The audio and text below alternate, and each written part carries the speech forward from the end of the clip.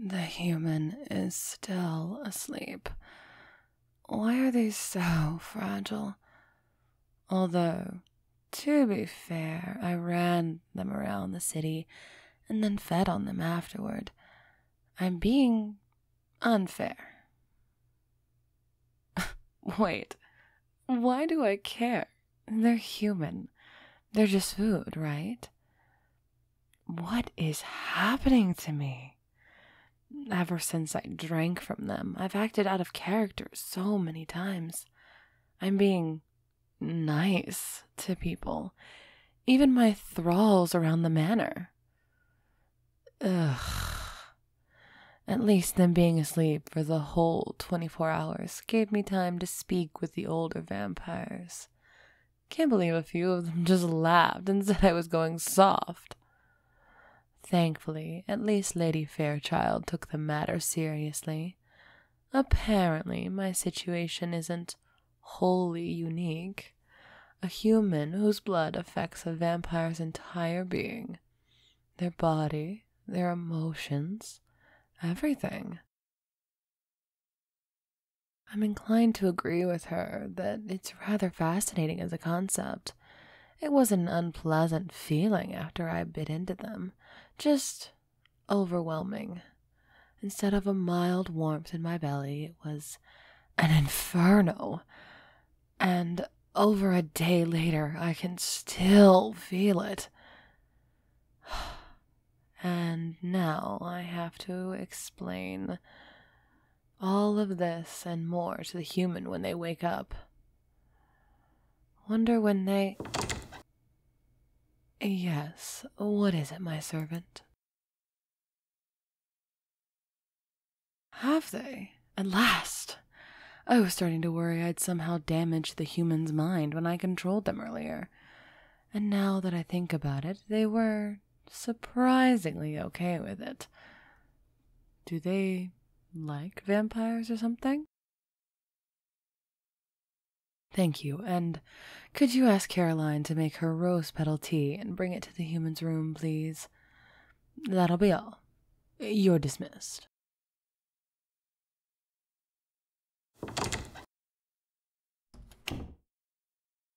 You were out far longer than I thought you'd be, human. Yes. What you remember wasn't a hallucination or anything. All of that really happened. So, how are you doing? Doing all right, I hope. How long?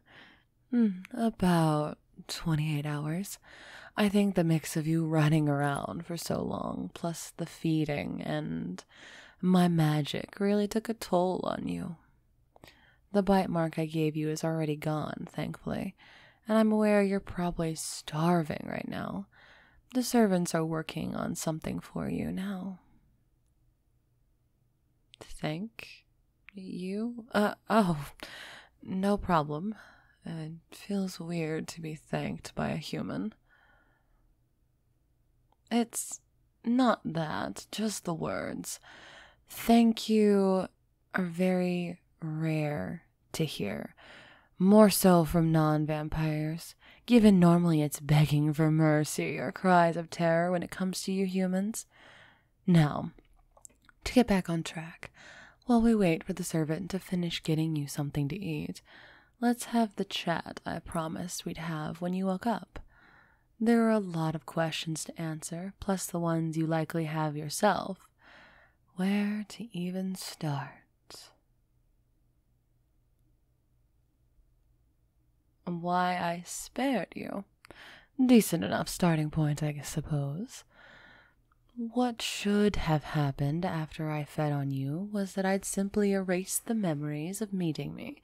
You'd wake up later with what feels like a massive hangover, and we'd both carry on with our lives. However, your blood was extremely potent. I'd never even heard of the reaction my body had to your blood. Normally, a vampire's body is filled with a warmth for a few hours, and their eternal hunger is sated for a time. Your blood was like jumping into a sauna. I'm still warm from feeding even a day later. And that hunger I mentioned? Gone. Completely gone. That's never happened to any vampire I know. It's normally sated for a little while, but it always returns within 12 hours or so. We have a few ideas as to what was the culprit. Yes, I said we. I'm not the only vampire around here, and nowhere near the oldest. There are a good number of us. We do try to keep ourselves mostly out of your mortal world. Not always possible, as you can see. My age? You know you never ask a lady her age.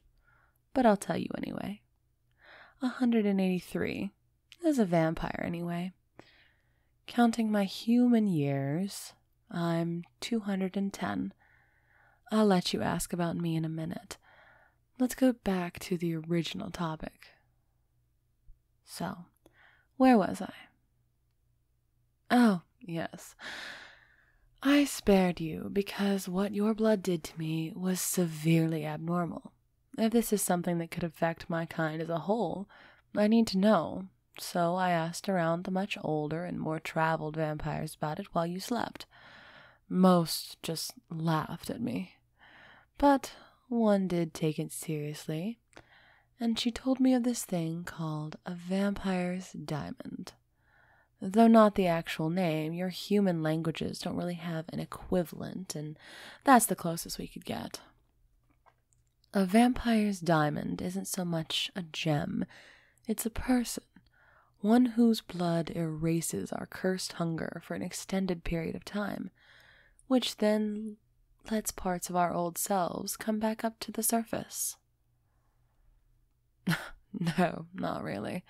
I'll always be a vampire, but it's like it's giving us parts of our humanity, I guess. Ah, at last. We'll lay that on the table, Caroline, and then go back to your normal duties. Here, dear, rose petal tea. You may not like it, but you've got to get something in you. You lost a decent amount of blood, after all.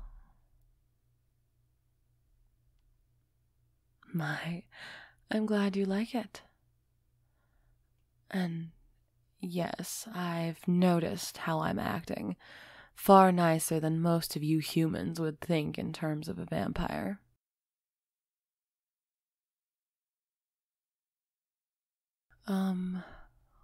What you humans know is half right and half wrong. You know, what's commonly accepted. I'll try to keep this brief. What you guys get wrong is the running water thing, getting invited inside, and no reflections in mirrors. Well, there is one clan that doesn't have reflections, but everyone else does. What you do get right is our strength and speed. Our magic, to an extent.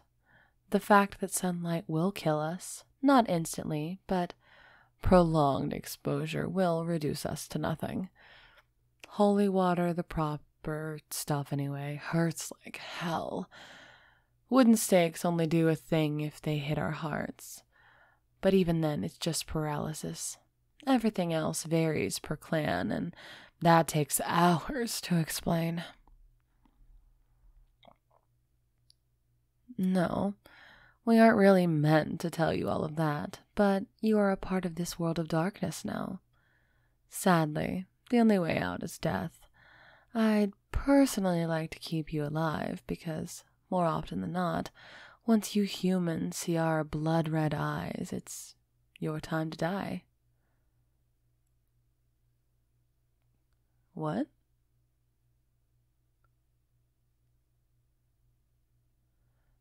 What do you mean they were gold? A vampire's eyes turn blood red when we use our powers. Look at mine, human. Gaze upon my red eyes.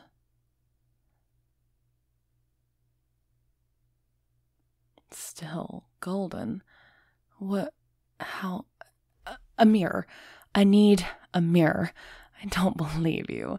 There's no way they... Oh my God. They are. This is I wasn't told about this happening. Great. You've messed with my head and now even my eyes. So, now, I don't know. Looking in the mirror, golden eyes don't look half bad. I could probably get used to this change. Oh, only concrete stuff we know about this diamond is what I mentioned earlier. The diamond, in terms of rumors my fellow vampire has heard, is that vampires almost always get attached to the human they find to be their diamond. Your guess is as good as mine. I have no idea what they mean by attached, and I do believe that series of sounds is your food finishing. Don't worry about not hearing it. My ears are way better than yours. The rest of the tea is yours. I'll get out of the way so you can eat. Oh, before I forget, your rules of living here. Not many you need to worry about. 1, you have to do as I say. 2, you aren't allowed to leave the manor grounds. And 3, you can't mention to anyone at all that I'm a vampire. I have to kill you and whoever you talk to if you do. Simple enough, right?